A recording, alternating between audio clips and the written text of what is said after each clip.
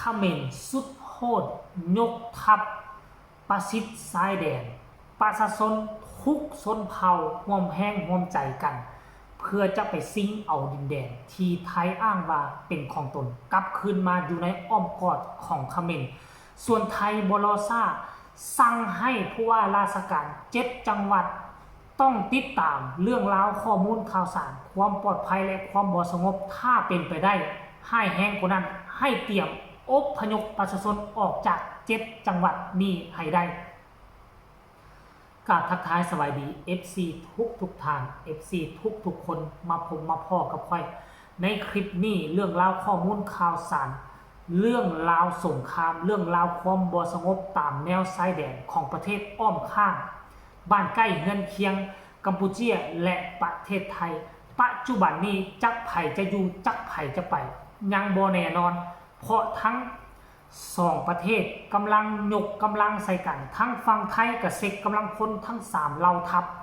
ทั้งกัมพูชีบ่ต้องเซ็กเพราะเกี่ยมพร้อมตั้งแต่อาทิตย์ที่แล้วคือไปขุดคลองไว้เรียบร้อยยกเครื่องไม้เครื่องมือเป็นต้นรถถังรถหุ้มเกราะปืนใหญ่รวมทั้งปืนไรเฟิลปืนกลคือกัมพูชีนี่จะเพียบพร้อมและพร้อมเต็มทีซ้ำบ่นำมาเห็นคลิปนี้ยิ่งเฮ็ดให้ประชาชนชาวไทยตกอกตกใจและส่วนหนึ่งของกองทหารไทยควรเสียไปแล้วเพราะอีหยังว่าติเพราะว่ามันบ่แม่นแต่ทหารกัมพูชีที่พร้อมรบรวมทั้งประชาชนหัวเล็กเด็กแดงหัวซ้ำมักกอกหัวซ้ำมักกอกหัวซ้ำโปมือคือพร้อมเพียงเฮียงหน้ากันสุกยู่พักดันให้กัมพูชีทำสงครามกับประเทศไทยคนเฮาน่ะถ้ากองทัพจะใหญ่ซำใดถ้าใจบ่เข้มแข็งขาดกำลังใจมันก็สู้กองทัพหมดบ่ได้อย่าคิดว่าตนเองใหญ่ตนเองมีอาวุธที่ทันสมัยกว่าอย่าไปดูหมิ่นดูถูกมดน้อยๆยังสามารถล่มสร้างใหญ่มหาศาลได้แล้วภาษาอีหยังกองทัพกัมพูชีว่าน้อยอ่อนน้อยกว่าไทยถ้าจิตใจเข้มแข็งมันก็สามารถเอาชนะได้เช่นเดียวกันไทยมีประสบการณ์มาตั้งแต่อดีตแล้วกองทัพเมียนมายิ่งใหญ่มหาศาลแต่ไทยก็ยังสามารถเอาชนะทัพเมียนมาได้เพราะฉะนั้นแล้วอย่าดูถูกอย่าดูหมิ่นดูถูกอย่าดูแค้นทหารของชาติอื่นทหารบ้านเจ้าไปเฮียนอยู่อเมริกาเฮียนอยู่ฝรั่งเศสเฮียนอยู่เยอรมันทหารกัมพูชีก็มีโอกาสได้ส่งไปเฮียนอยู่อเมริกาอยู่ฝรั่งเศสมาเช่นเดียวกัน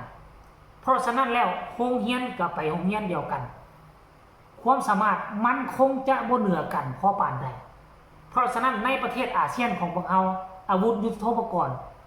บ่ค่อยแตกต่างกันปานใดแม่นอยู่ว่าเขามีน้อยกว่าเจ้าแต่พอสู้รบกันมายามใด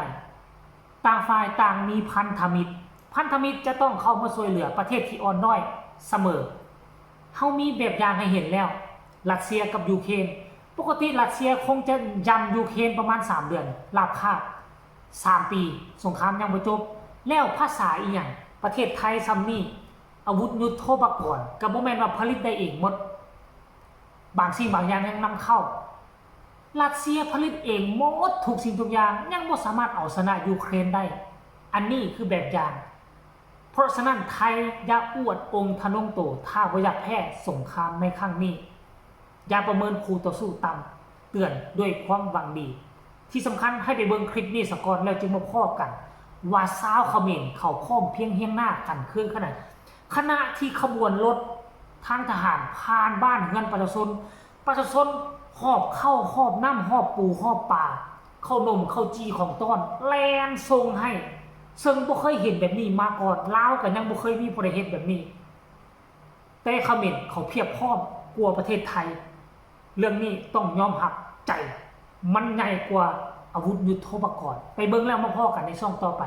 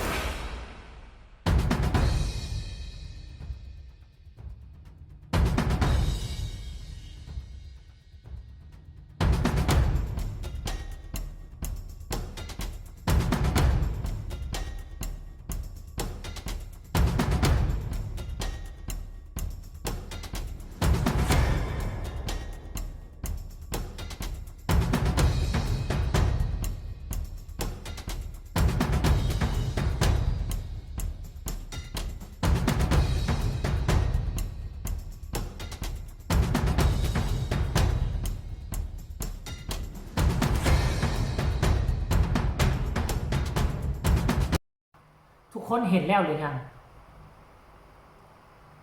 เห็นแล้วหรือยังการเคลื่อนทัพแมนยูว่าเครื่องนุ่งของถือของกัมพูชีอาจจะบ่ได้มาตรฐานแก้เสื้อก็มีนุ่งเสื้อละรวมไปก็มีถ้าเอามาส่งเทียบใส่ทหารกัมพูชีทหารไทยกับทหารไทยและเท่กว่าเนาะสุดเครื่องมือครบสุดจะเท่ส่ำใดมันก็ลุดรอดกระสุนปืนไปบ่ได้ไผลั่นกระสุนใส่ไผก่อนผู้นั้นก็มีโอกาสตายเพราะฉะนั้นระยะประมาทคู่ต่อสู้เป็นอันค่าคิดแต่ว่ารัสเซียนะเบอร์2ของโลกยังเอาชนะยูเครนบ่ได้ทั้งที่ยูเครนอาวุธยุทโธปกรณ์กับบางอย่างผลิตบ่ได้ต้องไปนำเข้าแต่เป็นอย่างจึงยืนยันสู้ได้เพราะเขามีพันธมิตรไทยก็เช่นเดียวกันว่าตนเองยิ่งใหญ่มหาศาลอยู่ในย่านอาเซียนแต่อย่าลืมเวียดนามก็อาจจะยืนมือเข้าช่วยเช่นเดียวกันถ้าเจ้าตีนะขั้นถ้าเวียดนามเข้ามาช่วยก็บ่จำเป็นเอาประเทศอื่นเข้ามาช่วยดอกจีนบ่จำเป็นมากก็ได้ถ้าเวียดนามหนุนหลังก็ถือว่าโอเคแล้วแต่เพอเวียดนามอาจจะบ่เข้ามาจีนจะเข้ามาก่อนบ่แม่นจีนเข้ามาปัจจุบันนี้จีนคืออยู่ประเทศเวียดนามแล้วเพราะจีนฝึกซ้อมอยู่นี่ฝึกซ้อมจีนฝึกซ้อมอยู่ประเทศกัมพูชาแล้วจีนบ่เห็นว่าจะเดินทางกลับประเทศจีนเทื่อแสดงยังอยู่ถ้าตีกันปึ๊บเพอจีนร่วมขบวนนำจีนบ่กลับประเทศเทื่ออาวุธยุทโธปกรณ์ที่คนมาฝึกซ้อมเอาไปซัดกับไทยเลยเพราะฉะนั้นแล้วไทยจึงสั่ง7จังหวัดให้เตรียมพร้อมอพยพกัมพูชาก็สั่งเขตบริเวณตามแล้วชายแดนเตรียมอพยพเบิ่งค่ายกับว่าค่ำคืนนี้ดึกๆอาจจะเกิดโจมตีกันแน่นอน